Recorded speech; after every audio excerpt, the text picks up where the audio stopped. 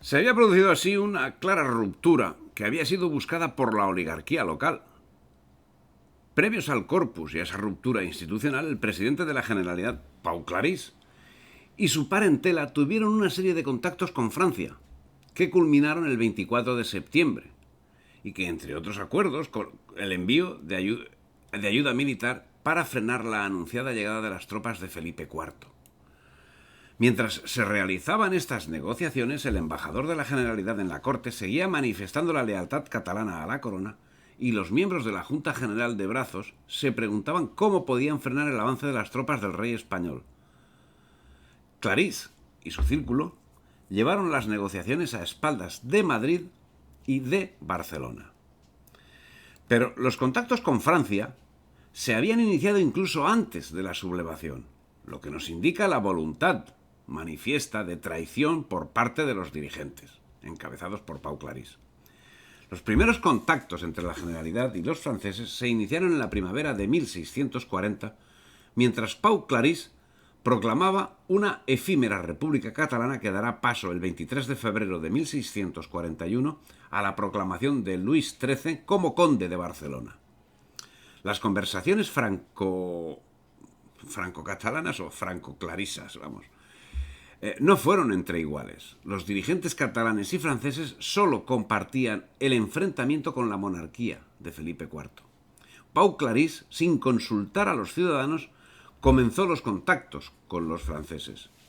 En el convento de los capuchinos de Ceret, enviados de confianza firmaron un pacto de alianza con Francia. O sea, nada fue casual en la Guerra de los Segadores. El conflicto se les fue de las manos, no obstante, desde el primer momento.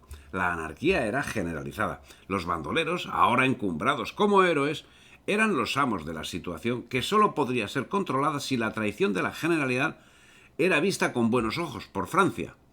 Y lo que resultó de suma importancia, la revuelta catalana conducida por Pau Clarís, canónigo del Aseo de Urgel, diputado del brazo eclesiástico y elegido presidente de la Generalidad, jamás consiguió ser un movimiento unitario y muchos catalanes, en gran número, se mantuvieron al lado del rey.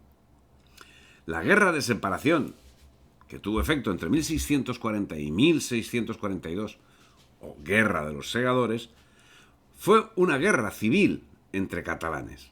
La participación de las clases dirigentes de las ciudades en la revuelta al lado de los nobles arruinados y marginados, especialmente los juristas, era un hecho que había adquirido un gran prestigio en las ciudades catalanas y que fueron los que aportaron argumentos legales para justificar la ruptura con el rey y daban cohesión al movimiento revolucionario. El argumento utilizado era el pactismo. El rey había roto el pacto constitucional y Cataluña quedaba, por lo tanto, libre, abocada a defenderse contra el ejército que se disponía a invadirla. La guerra civil estaba servida y el único beneficiario de la misma sería en exclusiva Francia.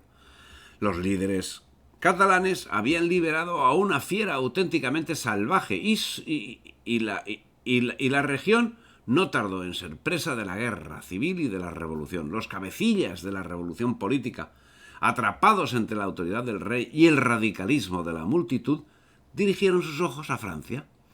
En ese momento quedó de manifiesto hasta qué punto su posición era incoherente. En efecto, a pesar de su oposición al rey, eran incapaces de gobernar Cataluña por sí mismos, y por ello buscaban la protección de los enemigos del monarca. La Diputación, o algunos elementos que actuaban en su nombre, habían establecido, al parecer, como ya hemos dicho, contacto con Francia ya a principios de 1640, antes de que estallase la revolución. Esta iniciativa correspondió a Pau Clarís y uno de los cabecillas de la resistencia y Francisco de Tamarit, otro miembro de la Diputación, cuyas actividades políticas habían dado con él en la cárcel recientemente. Por su parte, los agentes de Richelieu actuaban de una manera maravillosa y efectiva. A resultas de las salvajadas ocasionadas por la revuelta de los segadores, el conde duque envió un ejército de 30.000 soldados, mientras que Pau Clarís vendía la libertad de Cataluña al albur del cardenal Richelieu y de Luis XIII de Francia. Así estaría el asunto hasta el año 1652. La revuelta del día del Corpus, el Corpus de Sant, pudo quedar en un mero incidente si el ejército hubiese tenido capacidad operativa, pero no era el caso.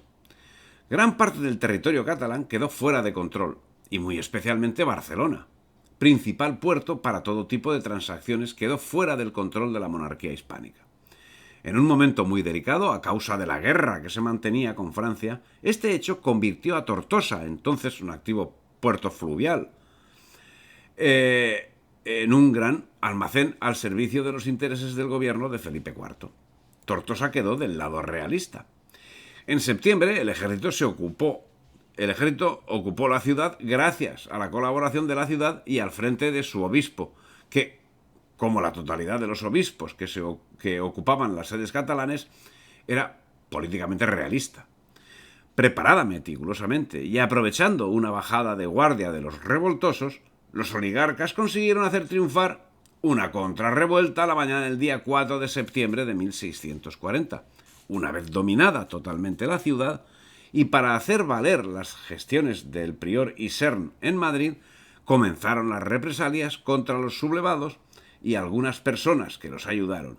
Se intentó un asalto de la ciudad a finalizar el mes de septiembre, pero fracasó tanto por el comportamiento de la rapiña llevada a cabo por las tropas enviadas por la Generalidad.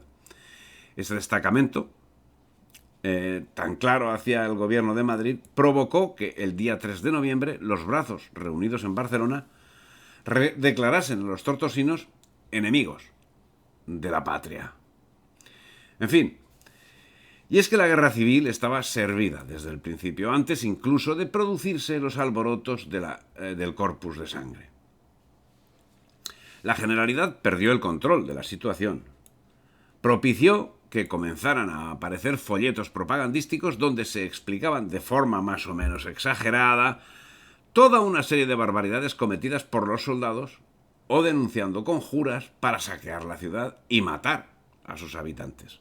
El enfrentamiento civil que estaba padeciendo Cataluña queda manifiesto en los hechos acaecidos en algunas poblaciones. Así, por ejemplo, Cherta fue saqueada durante la Guerra de los Segadores hasta en 11 ocasiones, tanto por las tropas de la Generalidad como por las tropas de Felipe IV. El asunto convulsionó aún más, si es que acaso podía convulsionar más la vida nacional.